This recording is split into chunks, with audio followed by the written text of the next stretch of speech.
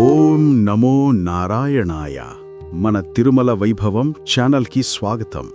ఈరోజు మనం వినబోయేది విష్ణు పురాణం 49వ అధ్యాయం.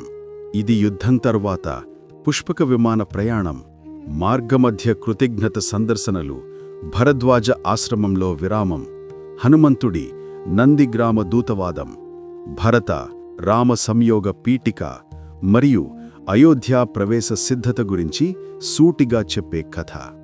లంకలో శాంతి ఏర్పడింది. విభీషణుడు రాజ్యాన్ని క్రమబద్ధం చేశాడు. రాముడు చివరిసారిగా లంక ప్రజలతో తెలిపాడు, ధర్మమే పాలనకు పునాది, విభీషణుని ఆజ్ఞలే రాజశాసనం అని. తరువాత విభీషణునికి కృతజ్ఞత తెలుపుతూ పుష్పక విమానానికి చేరాడు. సీతమ్మ, లక్ష్మణుడు, హనుమంతుడు, సుగ్రీవుడు, జాంబవంతుడు ప్రధానంగా సహయాత్రికులు. విమానం బయల్దేరే ముందు ఒక్క నిర్ణయం విభీషణుడి దగ్గర రాముడు స్పష్టం చేశాడు. పౌరక్షేమం, దేవాలయ పునర్నిర్మాణం, నీటి, ఆహార సరఫరా, ఈ 3 పనులు నిరంతరం నడవాలి. విమానం పైకి లేచింది. పుష్పకానికి ఉన్న ప్రత్యేకత అందరూ సౌకర్యంగా కూర్చునేలా విస్తరించడం, మార్గం స్పష్టంగా చూపించడం. మొదటి దృశ్యం సేతు మార్గం. సముద్రంపై రాళ్లతో నిర్మించిన సేతుపైగా విమానం నెమ్మదించింది. రాముడు సీతమ్మతో నిశ్శబ్దంగా చెప్పాడు, ఇక్కడే వానరసేన తన శక్తిని ధర్మానికి అర్పించింది. హనుమంతుడు చిన్నగా జతచేశాడు, ఈ సేతు ధైర్యానికి గుర్తు. మహేంద్రగిరి కిష్కింధ దిశ. విమానం వేగం తగ్గించి కిష్కింధపైకి వచ్చినప్పుడు రాముడు తారా, అంగదులు, వానర యోధుల సేవలను స్మరించాడు. సుగ్రీవుడు తలవంచి అన్నాడు, మన యుద్ధం గెలిచింది, ఇప్పుడు రామధర్మ నిలవడం చూడాలి. సీతమ్మ ఒక్క మాట, సేవ చేసిన బృందమే నిజమైన బలం. పాంపాసరస్సు మీదుగా పోతోంది. రాముడు సీతమ్మకు శబరి భక్తిని గుర్తుచేశాడు. ఆమె ఇచ్చిన ఫలమైతేనే కాదు, ఆమె చూపిన ధర్మమే మా బలం. బృందం అంతా మౌనం పాటించింది. కృతజ్ఞతకు మాటలు అవసరం లేదు. భరద్వాజ మునుల ఆశ్రమం వద్ద విరామం. విమానం ప్రయాగానికి సమీపంలోని భరద్వాజ ఆశ్రమం వద్ద దిగింది. ముని ఆతిథ్యంతో రాముడు, సీతమ్మ, లక్ష్మణుడు పాదాభివందనం చేశారు. ముని ప్రశ్నే, అయోధ్యలో ప్రవేశ ఏర్పాట్లు? రాముడు జవాబు, ప్రజలకు ముందస్తు సమాచారం అవసరం. సందేహాలు లేకుండా పారదర్శకంగా ప్రవేశం కావాలి. ముని సూచన, ఒకే దూత సరిపోతాడు, వాక్యం స్పష్టంగా ఉండాలి. హనుమంతుడి నందిగ్రామ దూతవాదం. రాముడు హనుమంతుణ్ణి నందిగ్రామానికి పంపాడు. భరతుడి వద్ద స్పష్టమైన సమాచారంతో వ్రత అవధి ముగిసింది. రాముడు సీతమ్మతో తిరిగి వస్తున్నాడు. పుష్పక విమానం భరద్వాజ ఆశ్రమానికి సమీపంలో ఉంది. హనుమంతుడు గగనంలోనే నందిగ్రామ చేరాడు. అక్కడ భరతుడు పాదుకల పాలనలో తపస్సు చేస్తూ అవధి చెల్లిపోతే ప్రాణత్యాగం సిద్ధం చేసుకున్నట్టే ఉంది. హనుమంతుడు వేగంగా నివేదించాడు, శ్రీరామచంద్రుడు వస్తున్నారు. భరతుడు ఊపిరి పీల్చుకుని నిలబడ్డాడు. అయోధ్య సిద్ధం చేస్తాను, కాని ముందుగా నందిగ్రామంలో సాదా సీధాగా స్వాగతం, అహంకార ప్రదర్శన వద్దు. అయోధ్య సిద్ధతి, స్పష్టమైన ఆదేశాలు. భరతుడు దేవాలయాల్లో దీపాలు, వీధుల్లో శుభ్రత, నీటి వాహికలు, అన్నదాన శిబిరాలు ఏర్పాటు చేయమన్నాడు.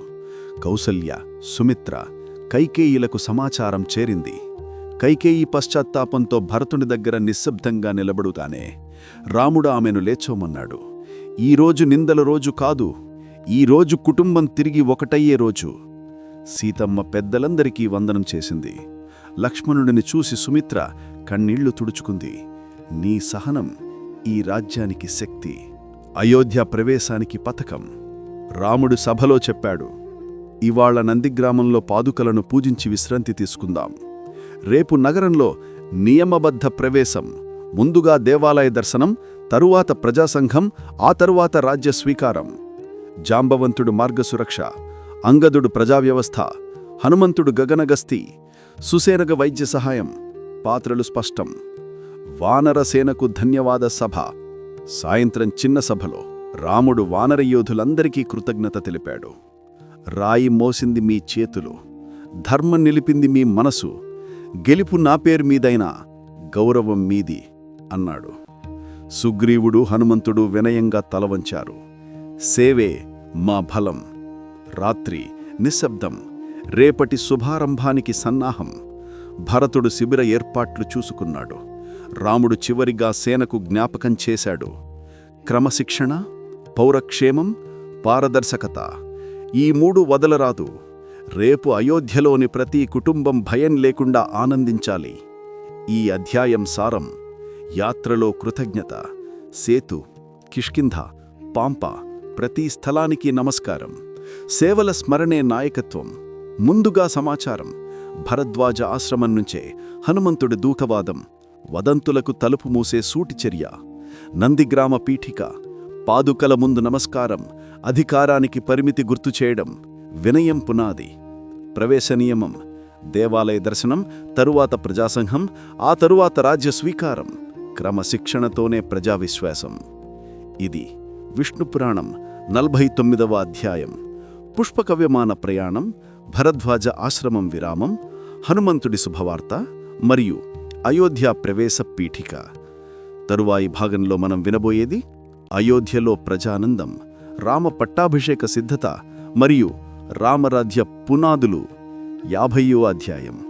ఇలాంటి మరిన్ని ఆధ్యాత్మిక కథల కోసం మన తిరుమల వైభవం ఛానల్ తప్పక సబ్స్క్రైబ్ చేయండి మరియు ఈ వీడియోను లైక్ చేసి షేర్ చేయండి. క్రింది డిస్క్రిప్షన్లో ఉన్న మన తిరుమల వైభవం వాట్సాప్ ఛానల్ లింక్ ద్వారా తప్పక మన వాట్సాప్ ఛానల్లో చేరండి. ఓం నమో నారాయణాయ.